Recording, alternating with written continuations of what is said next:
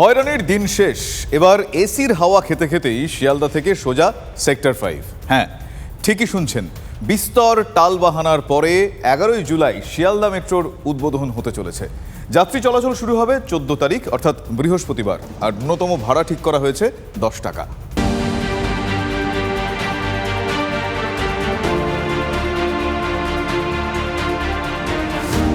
আপনার অফিস কি সল্টলেক সেক্টর 5-এ? বাস অটোর হয়রানি, প্রতিদিন ঘেমে নিয়ে অফিসে পৌঁছতে হয়? তাহলে এই খবরটা আপনার মুখে চওড়া হাসি ফোটাবেই।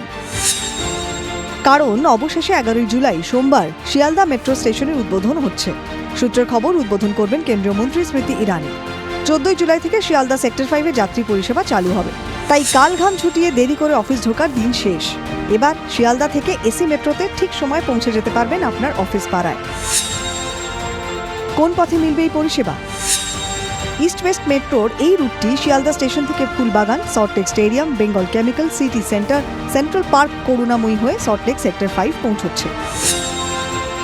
ইস্ট ওয়েস্ট মেট্রো যাত্রায় বারবার বাধা এসেছে। 2019 সালে বউবাজারে সুড়ঙ্গ খোঁড়ার সময় মাটির নিচে থাকা জলাশয় ধাক্কা মারে টানেল বোরিং মেশিন।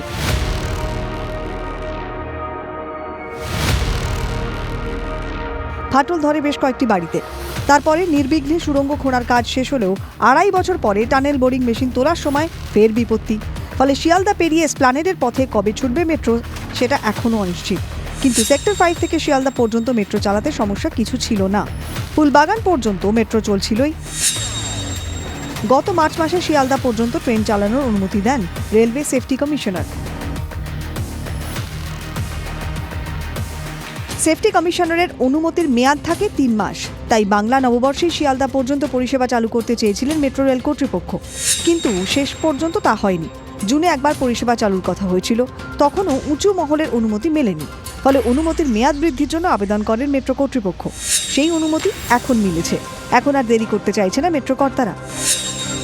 এখন ইস্ট ওয়েস্ট মেট্রো চলে সেক্টর 5 থেকে ফুলবাগান পর্যন্ত। এই অংশের দৈর্ঘ্য প্রায় 7 কিলোমিটার। শিয়ালদা পর্যন্ত পরিষেবা সম্প্রসারিত হওয়ায় মেট্রো পথের দৈর্ঘ্য হবে প্রায় 9 কিলোমিটার। শিয়ালদা থেকে সেক্টর 5 পর্যন্ত মেট্রো পরিষেবা চালু হলে নিত্যযাত্রীদের হয়রানি অনেকটাই কমবে বলে মনে করা হচ্ছে। কারণ প্রতিদিন কাজের তাগিদে লক্ষ লক্ষ মানুষ লাগোয়া জেলাগুলো থেকে কলকাতাতে আসেন। তাদের একটা বড় অংশ আসেন তথ্য প্রযুক্তি শিল্পের প্রাণকেন্দ্র সেক্টর 5-এ। এতদিন শিয়ালদা বা উল্টোডাঙ্গা স্টেশন থেকে বাসে বা অটোতে করে সেক্টর 5-এ আসতে হতো তাদের। 14 তারিখ থেকে সেই ঝক্কি আর পোহাতে হবে না। শিয়ালদা মেট্রো পরিষেবা চালু হওয়ায় বদলে যেতে পারে শহরের যানজটের ছবিটাও। অতএব 14ই জুলাই থেকে কলকাতার পরিবহন চিত্রের নতুন অধ্যায় শুরু। বাঁচবে সময়, কমবে কষ্ট। শিয়ালদহ মেট্রো স্টেশন উদ্বোধন হয়ে গেলে বউবাজার মেট্রোর কাজ এবং হাওড়া স্টেশন পর্যন্ত যে কাজ চলছে ইস্ট ওয়েস্ট মেট্রোর, সেই কাজে গতি আনতে চায় মেট্রো কর্তারা।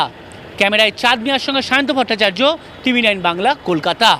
শিয়ালদা মেট্রো স্টেশন তো চালু হচ্ছে, কিন্তু জানেন কি শিয়ালদা থেকে সেক্টর 5 আসতে কত টাকার টিকিট কাটতে হবে আপনাকে? শিয়ালদা থেকে ফুলবাগান, সল্টলেক স্টেডিয়াম ও বেঙ্গল কেমিক্যাল পর্যন্ত 10 টাকা ভাড়া দিতে হবে। শিয়ালদা থেকে সিটি সেন্টার, সেন্ট্রাল পার্ক, করুণাময়ী ও সল্টলেক সেক্টর 5 পর্যন্ত 20 টাকা গুনতে হবে ভাড়া যাত্রীদের।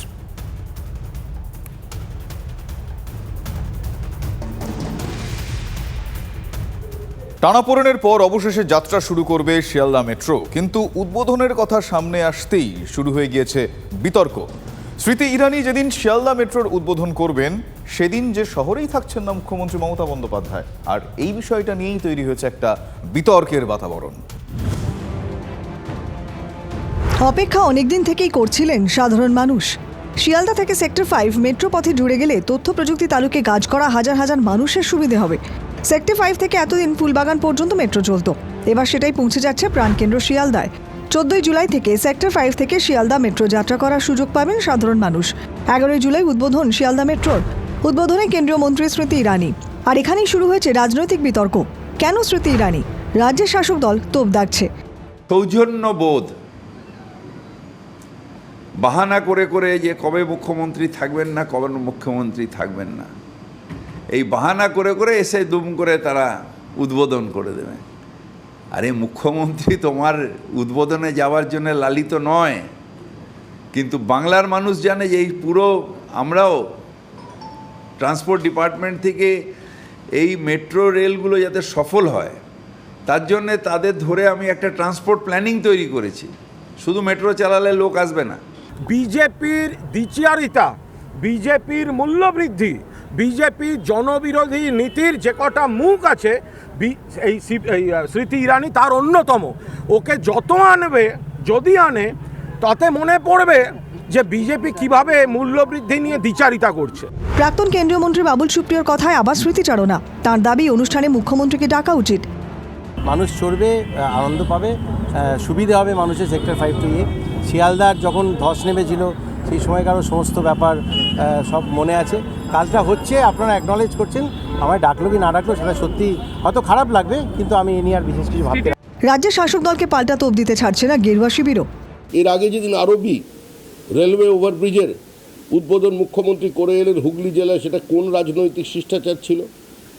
ভারতবর্ষের ইতিহাসে একটি নজিরবিহীন দৃষ্টান্ত স্থাপন করেছিল তৃণমূল কংগ্রেস।